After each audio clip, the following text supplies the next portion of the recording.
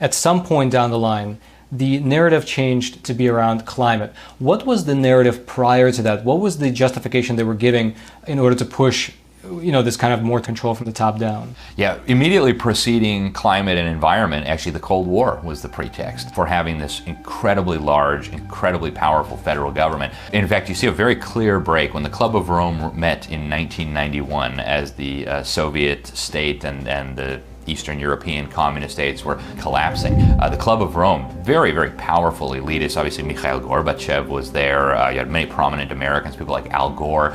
They got together and they came up with this incredible document where they actually said we need a new justification for this all-powerful state. So the new excuse is going to be because the environment is going to be harmed and because climate is going to hurt us.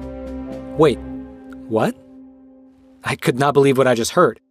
Did world leaders really lay out this globalist plan in plain English in a physical book way back in 1991? I went on Amazon, and there it was, The First Global Revolution, which states, and I quote, "In searching for a common enemy to unite us, we came up with the idea that pollution, the threat of global warming, water shortages, famine, and the like would fit the bill.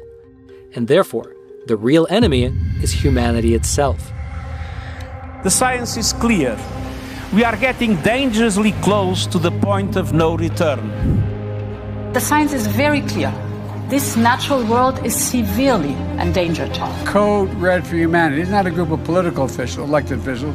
These are the scientists. There is a top-down quality to this policy which is extremely forceful, and the forcefulness comes from scientism, which is the ideology that we understand the world fully because of science. We have to listen to the science so that we have a better future for tomorrow. This is just ideological BS, and it's also quite dangerous. It's a dangerous way of looking at the world because then it means nothing matters apart from science. Culture doesn't matter, history doesn't matter, religion doesn't matter, social interaction doesn't matter, nothing matters but science. You don't need to be a theologian or philosopher to understand that that's complete nonsense, but also dangerous nonsense. If nothing matters than just science, then what kind of a world do we actually live in? History is truly at a turning point. In times of crisis, the role of governments is more important and more relevant than ever. The World Economic Forum is actually a critical part of implementing this UN agenda. Some years ago, they became a strategic partner of the UN in the implementation of Agenda 2030.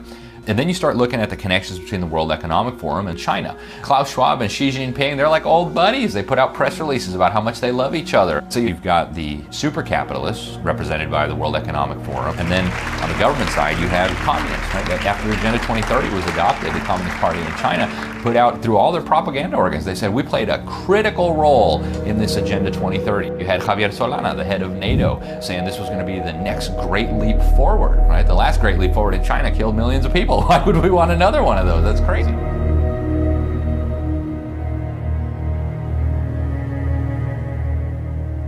So you have communists and super capitalists all coming together and working on this one sustainable development agenda. And that should make us all pause and say, well, wait a minute, that doesn't make sense on the surface. What's going on here? China is a powerful example of what can be achieved when national governments make environmental protection a top priority. The motivations of those who are pushing this agenda, many of them tend to emulate countries like China, which have abysmal environmental records. This is a country that has massive pollution problems. They don't seem to care about rivers and lakes and streams. There's all sorts of toxins pouring into them. In actuality, I would say their envy of China is more to do with their control over their population and control over politics than it has to do with the environment. In looking at this, it looks like the environment's a tool to achieve power more than it is an end goal of itself to actually protect nature.